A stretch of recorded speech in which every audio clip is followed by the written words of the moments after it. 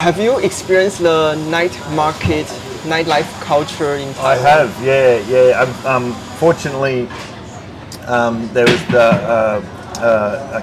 a man who's working with my partner.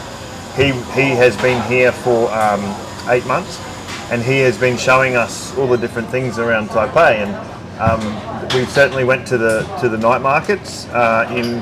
Now, please forgive me, Leo, for my pronunciation, but it's the Raha. Yeah, Raha night market. Your pronunciation is perfect. Yes. We went there probably on the first 2 nights that we were here. The food was amazing, and we got lots of different little bits of food that we tried.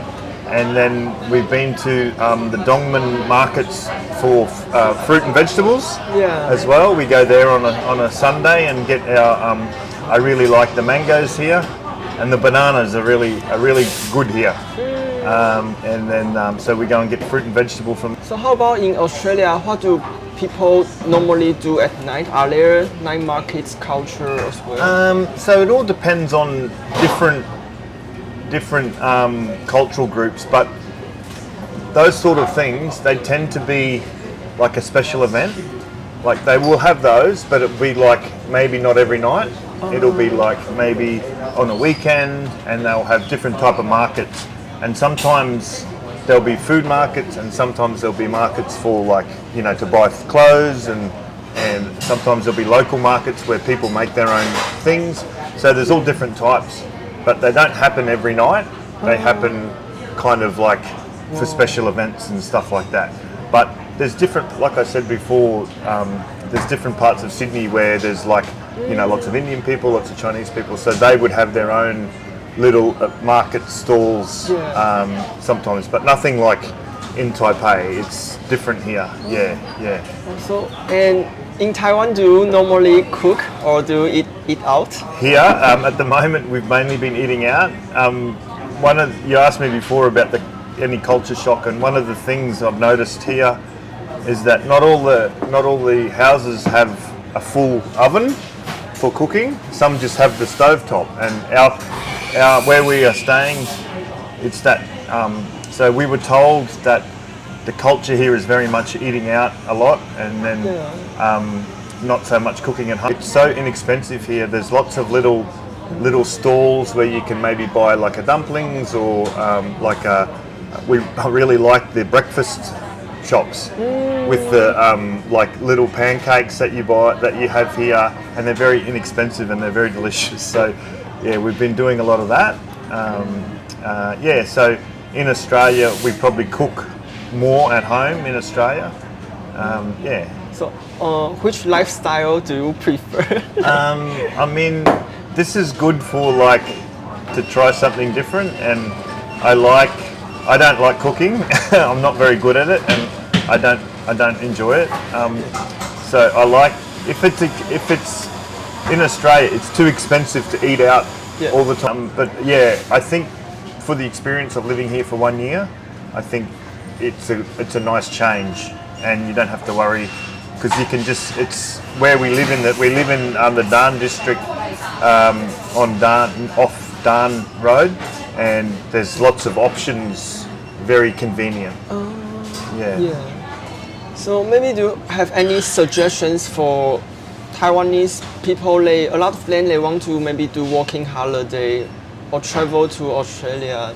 Yeah, I think I don't know too much about the visa requirements, but I do know that there is lots of opportunities for work. So if you get the right visa for working visa,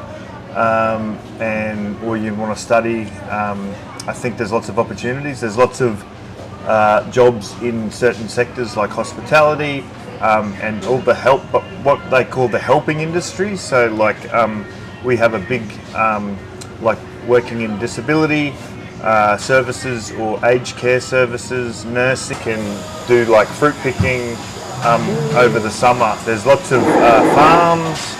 And opportunities for those, but a lot of people when they come from like overseas, they tend to go to the cities because there's more opportunity there. But I would say to people that are travelling to keep an open mind and maybe think about going to some of the smaller areas because they're really nice communities. I grew up in a very small mining town in Queensland, and I found it very welcoming community as well. So what is the favorite part about Australia you like? What is the best things there? I just think the freedom to sort of do, there's lots of different opportunities for different working opportunities, and in Sydney there's lots of activities to do for social. You can do things with your friends. In Sydney is very good because I like going to the beach, and in Sydney there's lots of beaches very close. So I just think I like sport, and I like outdoor lifestyle, and the weather is very suitable for that sort of lifestyle. So that's probably my favourite thing I like living there. And I also like meeting people from other parts of the world, and Sydney's Australia is very multicultural. We have a lot of people now that are like second generation migrants that they were born in Australia, but they come from a different background. So that's really good. And the jobs that I work in, I have been lucky enough to be able to meet people from. The last job I had in Sydney, I was a social worker. I worked in mental health industry in a hospital, looking after people with depression and anxiety and schizophrenia. And a lot of the nurses I worked with were from mainly India, actually, and I found it very rewarding to work with people from different cultures. So that's two of the things I like: the outdoor lifestyle and the fact that you get to meet people that have different experiences too. I was here about 3 weeks ago, and I was walking back to my apartment, and I heard the siren, the air raid, the practice siren. And I didn't know what it was, and a woman in the nearby apartment, she yelled out, "You have to go back inside." Oh, yes. So everyone was in the train station just waiting. There was a drill. Yes. Yeah. Yes.